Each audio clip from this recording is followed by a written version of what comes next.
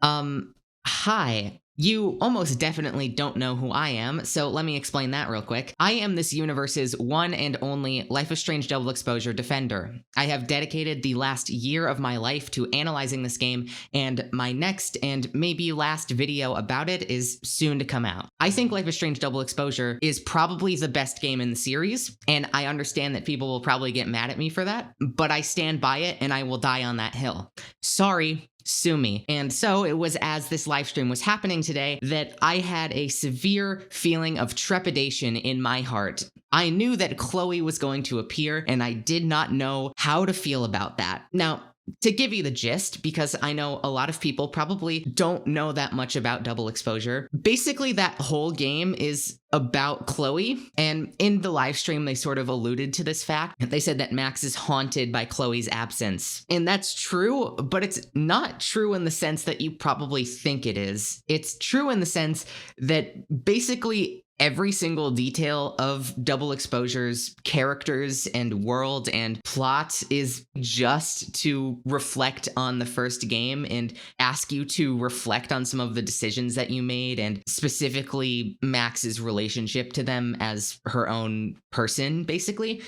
That's not exactly it, but we're trying to condense it down as much as I can. And the most crucial thing, Safi is a incredibly explicit Chloe parallel, okay? Safi is Chloe, and everything in the game is sort of built around reframing your relationship to these characters, and it's fascinating in my opinion. I think the game is excellent. It obviously has a lot of technical issues. It has a few hiccups in the writing department, but they're so minimal and inconsequential that it really doesn't matter, honestly. Double Exposure is amazing, and you should probably give it more credit than you already do. So, this trailer is here now, and I had a lot of feelings watching this. I'm not exactly sure how I should feel right now because there's a lot of things happening at once, and it's a little bit conflicting, honestly, and I don't really have enough information to make any judgments yet. This game is coming sooner than I thought it would, and the fact that it's coming at all is a little bit surprising to me, but I'm excited, and I want to talk about this because I noticed a few things that probably a lot of other people who might talk about this trailer won't notice because they don't have my ball knowledge, essentially. I have elite Double Exposure ball knowledge, and I am going to throw that ball into this wall as many times as I can until it breaks.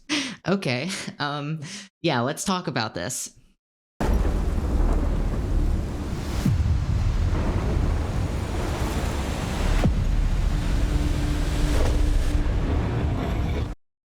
So, first 10 seconds, right? I should mention what was going on in the live stream before this trailer premiered. During the countdown to the premiere, there were occasional flashes backwards to the first one was Max finding the photo of Chloe under her bed in Double Exposure, which is right in chapter 1 after Safi dies. And then the rest of them were flashbacks to moments in the first game or farewell. And they were all happy moments between Max and Chloe. Them having a Zen moment on Chloe's bed in episode 3, stuff like that. They're just hanging out, having a good time. Anyway, right as the start of this trailer happened, I was very happy. The tagline here is, "Your choices have had consequences." Double Exposure was basically all about establishing this. This whole series, Max has been her own person, and your choices have dictated where she ended up. And that's a little fucked up. Right before the trailer begins, the last flashback that happens in the countdown is sacrifice Arcadia Bay or sacrifice Chloe. Then it opens to this. Your choices have had consequences. And now the reason that this made me happy is because of how invested I was in Double Exposure. I've, tried to think about where this could be heading and what could possibly happen. And the only real point to end up on is you double down. You make the Safi-Chloe parallel explicit. You continue to hammer home the impact of your choices. You commit to everything that Double Exposure did. Because if you break away from it, basically the entire narrative of this series kind of breaks. And they managed to find the one solution that not only fits with double exposure, but is also probably going to be a bit of a crowd pleaser. So that's really good for them.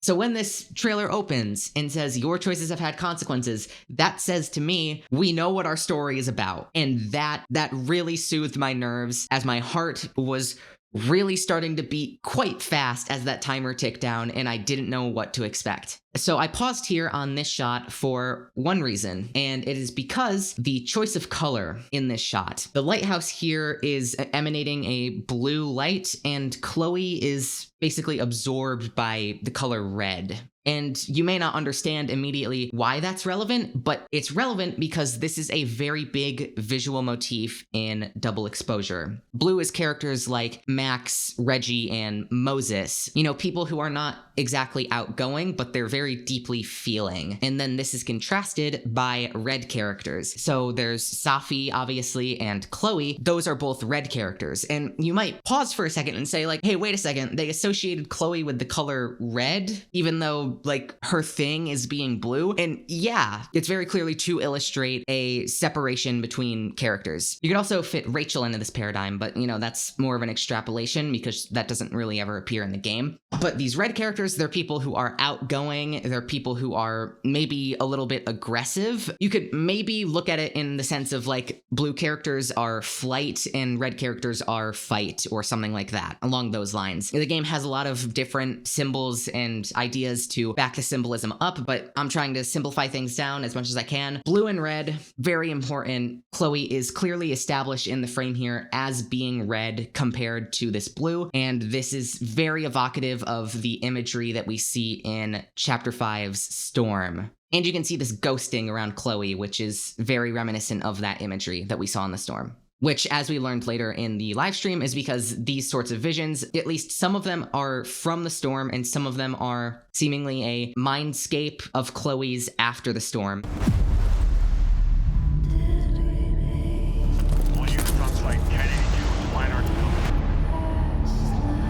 I thought the storm would be the worst thing to hit Caledon. Okay, this imagery.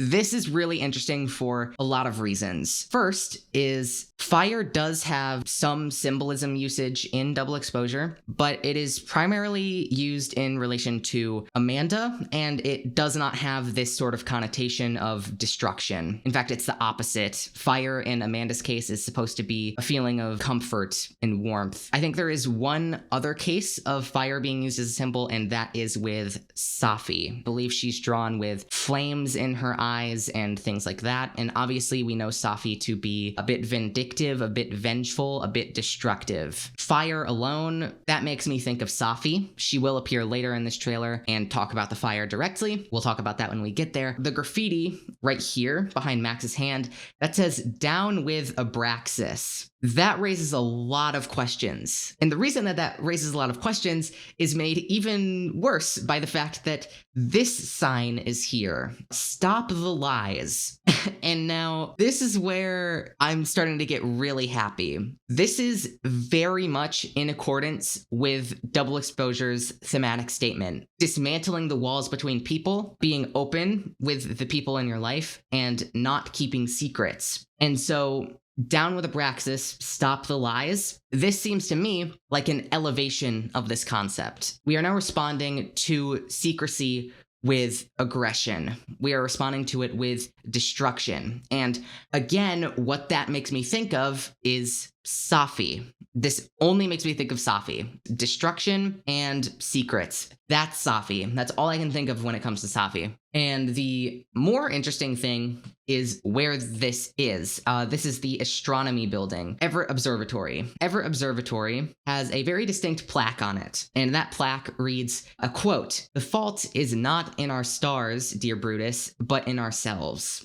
And that quote is very significant to the theming of double exposure. The game follows this looming question over Max's head and Safi's head as well. Maybe we are cursed, forced to relive our worst moments over and over again. But by the end of the game, we are shown that that is not true. One of the dialogue options you can pick will have Max explicitly say, this curse is not real. Even if you don't see that line, is proven by the ending of the game where Max is able to fix everything. She was not actually doomed to any tragic fate. She merely created it because she did not look beyond herself. The destruction of this building, with Copernicus in the forefront like this, it communicates to me a response. Now, this statue, I should mention, is very reflective of Max. She has this as her phone background for the entire game, and the reason that's important is because Copernicus is the one credited with discovering that the sun is the center of our solar system. The sun is used multiple times throughout the game, like in Safi's poetry when she talks about Icarus and her relationship with Maya. It's less about how close you get to the sun and more about the heat of consumption. The sun has some conflicting messages tied to it, but primarily we could look at the nebula and see that the sun seems to be associated with loneliness primarily. The sun is the center of the solar system. It is alone. Distinct thing about that is that Max has this connection to Copernicus, which is saying that the sun is the center of everything, i.e. loneliness is the center of everything, and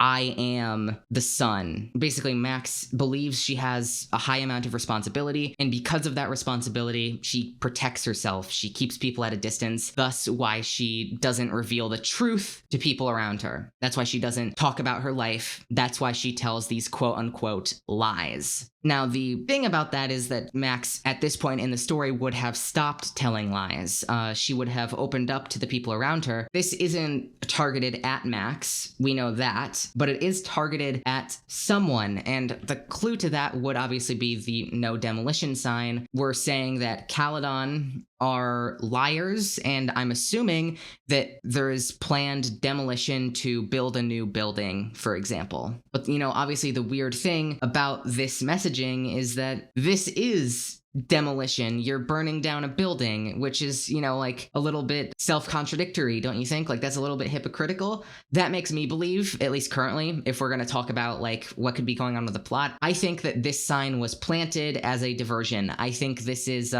meant to stir the pot, and I think it's meant to distract from what is actually happening. Caledon.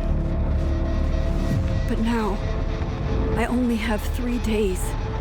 And this is what's really getting me is like, yeah, this whole campus is getting fucked up. And who has the motivation for this level of destruction? Who would have a distaste for Abraxas and Caledon and want to strike back on this scale? And again, my only answer is Safi. The only answer I have is Safi.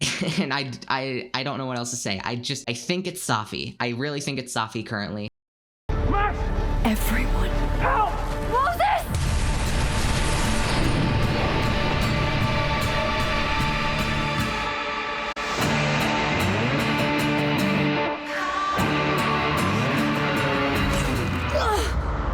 All of So, let's talk about how Max looks. She looks very reminiscent to how she did in Double Exposure, but there's a few notable things here.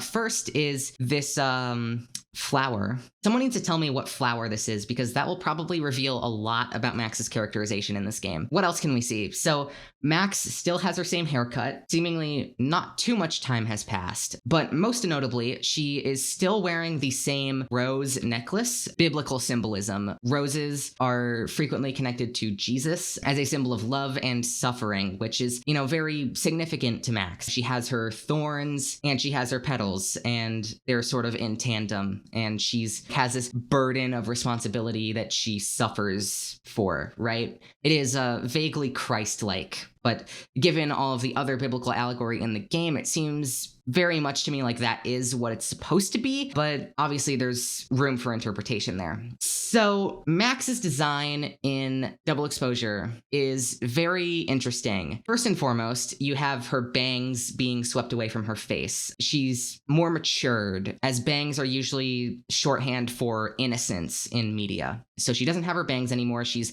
lost her innocence, and she's wrapped up frequently frequently in this big green coat. And green, of course, is visual shorthand for mystery. And what that coat is covering is her jacket from Arcadia Bay. She has cloaked herself in a shroud of mystery, guarding herself from revealing her past to the others around her, therefore protecting her, right? And that is further enforced by the yellow on her hat and her hands. Yellow is fear, anxiety. So the yellow on her hands would be a fear of connection, a fear of reaching out. And the yellow on her head would be a fear of herself, or just fear in her mind in general. And now this outfit is worth looking at because it's a lot more open. Characters who are open like this, very significant to the theming of that game. Primarily, this includes Moses and Amanda. Specifically with Amanda, she has her red and blue layered jackets and then a white shirt beneath it. And the white is innocence, which we of course can connect back to Max here because her shirt is also white. And there's also gray here, which gray makes me connect this to Max's sweater, but it might be doing something else in this game. Max is predominantly gray, seemingly. So I do wonder what's going on with that. She's not green anymore, so she's not protecting herself, and she's also open now, which before all of her outfits were big sweaters that covered her all the way up, right? But now she's a lot more open. She has a wide collared shirt. She's clearly showing a lot more of herself. And again, this flower seems really significant to me, but I'm not sure what flower it is, so I can't say anything about it yet. This is just a for fun thing, but Max still has her Polaroid. The license didn't expire, I guess. Cool. I wonder if she still has her Doc Martens. Does she still wear her Doc Martens? I wonder. But destruction, and there was nothing I could do. You bought us time. Time that we'll make the most of. With so many lives. There is also this pin on her, which is yellow, which would be communicating fear once again, which you can look at Loretta here and see she is also very yellow right now. She seems very afraid. She also has a gray beanie now. That's worth noting. The gray is seemingly showing up a lot more here. A lot of gray going on. Many lives at stake. Vin here just has his typical outfit with his blazer, but the blazer's not there. This is the same shirt that he typically wears with this floral pattern reminiscent of Victoria Chase. I need all. The campus looks very pretty. You could see this part of the campus from inside of the fab in double exposure, but I don't think it was populated with all of this stuff. There might have been some of it, but not nearly as much as there is here. You can also see construction happening on the left here. This would suggest to me that the school is doing renovations and probably, like I said, probably building a new building. The help I can get. Safi? In the flesh. Okay. Now, this is interesting. Safi is here, and her outfit is nearly identical to Max's, and I think that's really interesting. Safi's role in double exposure is primarily to reflect Max, to be like her past self, the one that ran away from Arcadia Bay. But more than that, Safi is Chloe, not Max, and we're led to believe that Safi is just like Max, but by the end of the game we see that no, she's Chloe, and that's a really big deal. Safi is appearing here with a very, very, very similar look to Max. Safi in the past game, her most notable thing is mirroring other people. And like one of the main things she does is she starts to mirror Max, and Max starts to mirror her too. And so when Safi appears looking very Max-like, it stands out. What's more interesting is that Safi's shirt here, it's accented with blue, and it's also open. And the interesting thing about Safi is that she never lowered her guard. She opened herself up to Max, but she refused to open herself up to anyone else, and that's why she ran away. So the fact that she's appearing here now with this open shirt and with blue accents suggests deceit. I don't think this is an accurate representation of Safi at this point in time. I do not think this is an accurate depiction of her. I think she is masking something here. If you saw this campus burn down, then it means it was supposed to happen. And there's that line. Safi says that this was supposed to happen. Again, suspicion building, right? Also notable that Yasmin is still here, considering she could have been forced to step down in the last game. This is something I was very conflicted over, was how would they handle some of these things? Vin may or may not be the leader of Abraxas right now. Yasmin may or may not be running Caledon right now. Safi may or may not be allies with Max. It's like a lot of things like that that are so much in conflict with each other that it's like, how do they navigate that? And the answer that I came up with is that it just has to not be that relevant in this game. But considering how big of a piece Caledon seems to play, I'm not so sure anymore. It seems like Yasmin needs to be here. I'm not sure about that. Who are you to stop it? Yeah, and again, Safi's being very menacing here. I know there are consequences to using your powers, but maybe this time is different?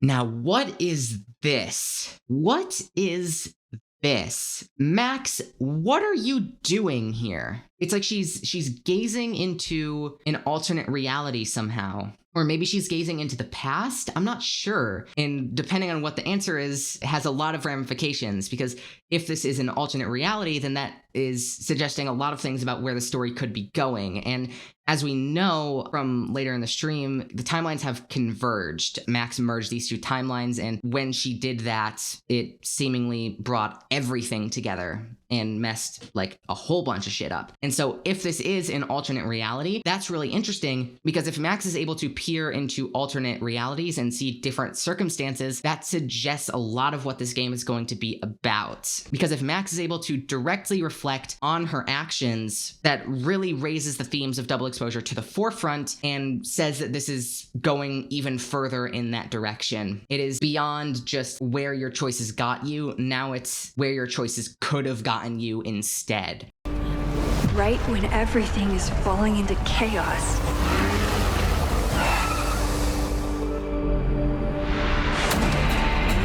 She walks in. Like she heard her cue.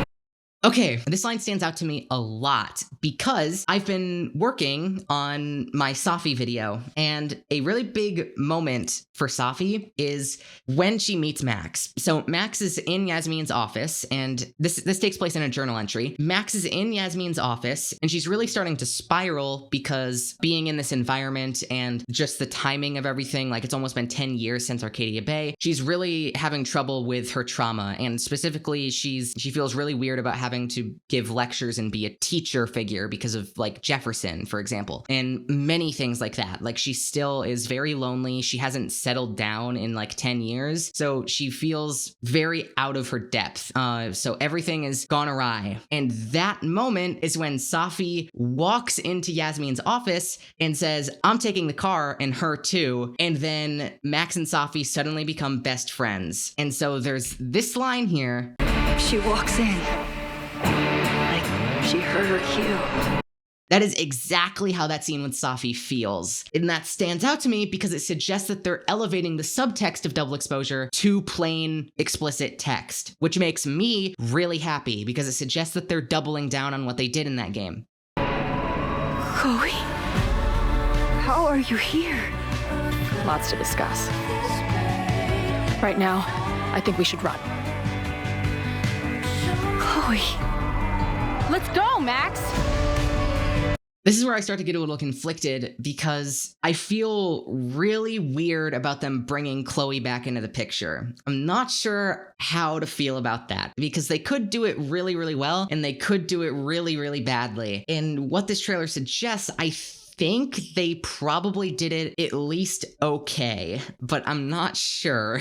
But the one thing that was standing out to me with that scene was that the writing of the scene feels like a very different tone to the last game, and that's weird. And also the direction with the camera and such is also quite different. And you know, that stands out to me just because it communicates either a difference in staff, which I don't think is true because because they let everyone go, but it also suggests a different approach. Like the style that they took in Double Exposure was meant to capture a certain feeling, which was to be more low-key and intimate and stuff like that. But here it's a little bit more like an action movie, and it's also just the tone of the writing seems not nearly as precise as it was before, but obviously it remains to be seen in the actual game. But from the snippets that we hear in this trailer, it feels a little awkward, but it might just be, like selective framing, right? The way the clips are appearing in the trailer makes them seem different than how they are actually presented.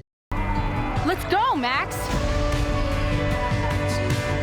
I have memories of things that can't possibly be true. Max, did you do this? The fire. We'll figure it all out. I'm curious about this mask imagery. We see, I believe we saw later in the stream, if it's not in this trailer, we see a shot of Max wearing one of these masks as well. Masks like this suggest deception. They suggest mystery. Obviously, this all ties into Double Exposure's theming, right? Stop the lies. I guess to put it in a word, like the same word that Double Exposure uses, it's about illusion, right? And these masks communicate illusion. That's what they communicate to me.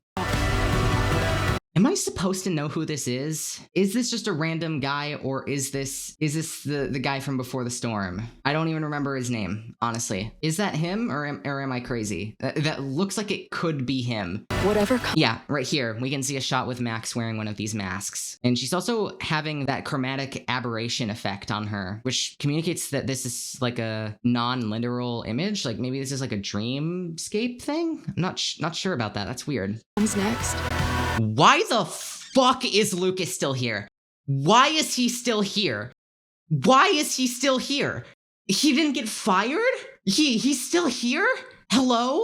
What? What the fuck? What do you mean he's still here? Anyway, I don't know who this is. Here we see Reggie. Reggie is looking distinctly more red, which is noteworthy considering two things, which is he's either alone right now and maybe has left Abraxas, and two, that he's closer than ever with Vin, who is predominantly red, or at least was predominantly red. Considering that he doesn't have his blazer anymore, maybe he's purple now, which would make him more in line with Amanda, and that's an interesting thing to think about, that he could have developed so much since then. But yeah, Reggie was always blue. So the fact that he's red now is raising a lot of questions about where his character has gone. Because if he's red now, that would suggest that he's almost inverted. And that's strange. Happened to... This is some really cool imagery. So we're here in the observatory. We have a projection of the sky and it's purple. So connecting back to the astronomy imagery, so that's really cool. But what the hell is going on here? This is seemingly coming from photos. She took photos and these are seemingly bursting out and spiraling in the observatory. That's really interesting. Wonder what's up with that. You can't have come back to me just to end up here.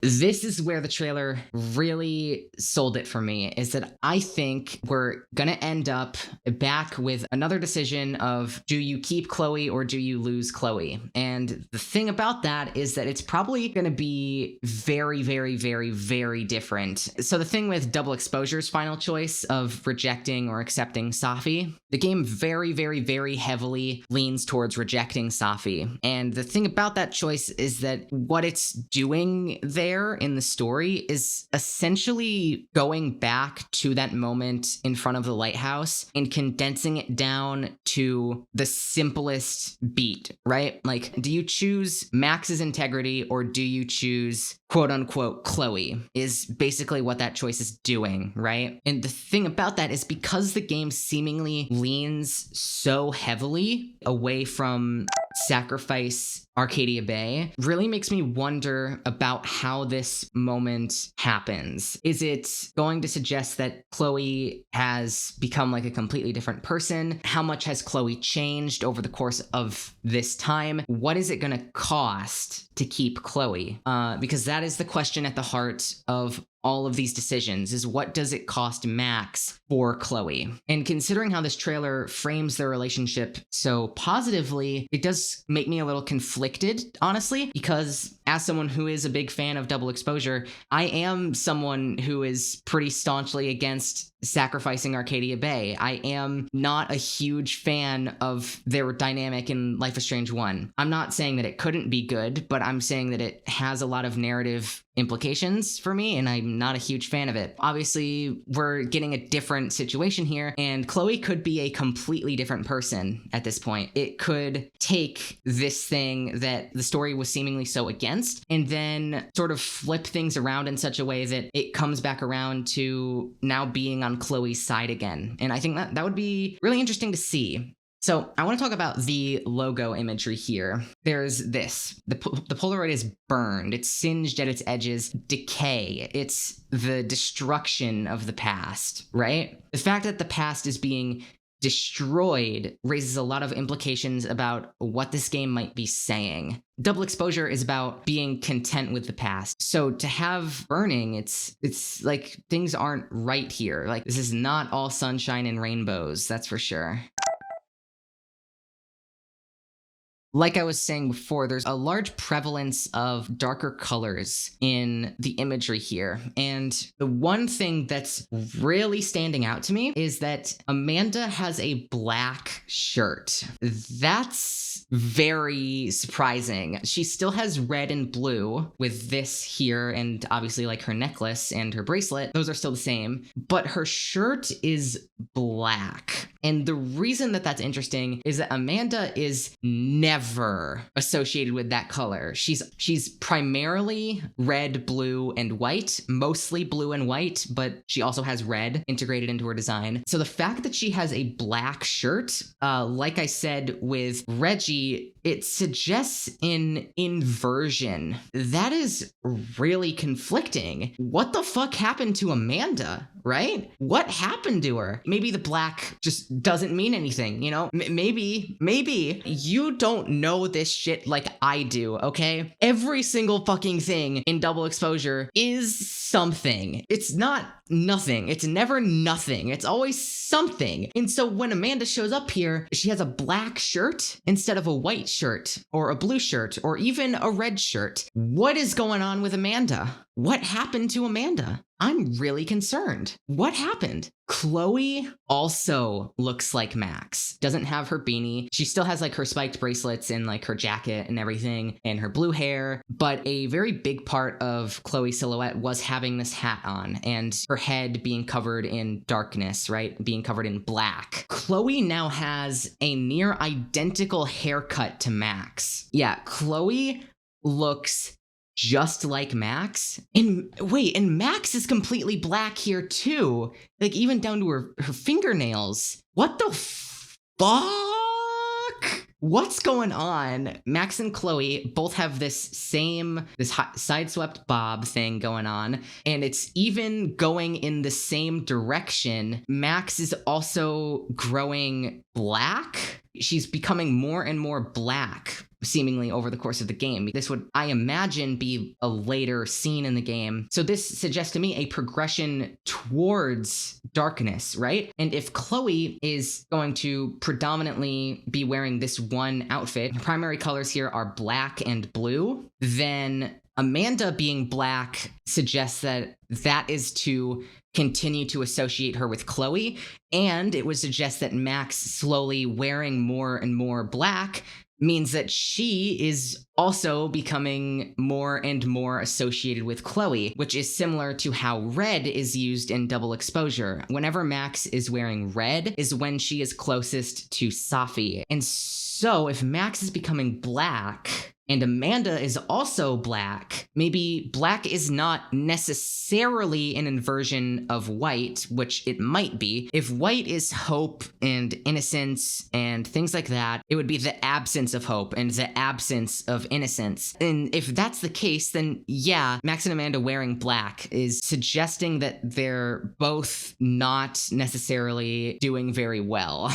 Oh, Right. I forgot to mention, we didn't see Diamond. And you might be wondering why that's important. It's because that's the lead in to this next game, is that we see Safi come back and quote unquote recruit Diamond. So where the fuck is Diamond? What is Diamond doing? Diamond is up to no good, I think. Methinks Diamond might be doing something bad. If we're avoiding Diamond, then seemingly she is significant somehow. Obviously, there's the possibility that Diamond just doesn't exist anymore, but that would be really fucking weird.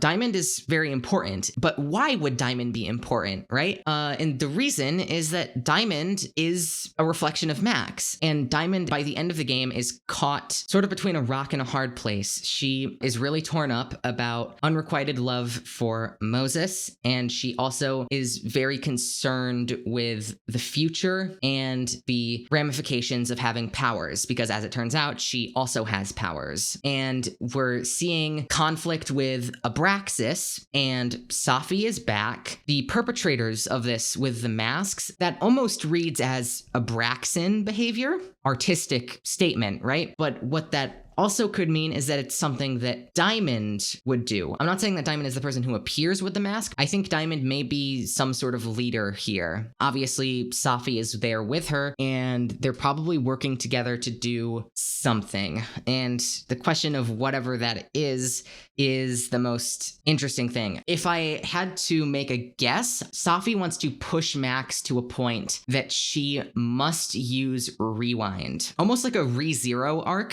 Season 2 of ReZero arc, was that arc 4? At the Sanctuary, Subaru has to confront like so many different threads at once that it pushes him to his breaking point, to where he stops valuing himself and stuff like that. I almost wonder if Safi could be doing a similar scheme to something like that. She is setting up a super elaborate series of events that requires so much effort and also such a strict time constraint that Max is unable to prevent it all without tapping into this power that she's sworn off, which would be why Rewind returns here. And then the question would be, why would Safi want Max to use Rewind? And there's two answers. One is that she wants Max to empathize with her position. You know, these powers are important to us. They are valuable. They can make a difference. We are not the same as normal people. We are above normal people, etc., etc. And two would be that Safi wants Max to be open to using Rewind again in order for Safi to gain something. Like at the end of the game, she wanted Max to assist her and, you know, like use her Rewind to help her fix things, right? And if Max isn't open to using Rewind, then maybe that's it. It seems very loose there.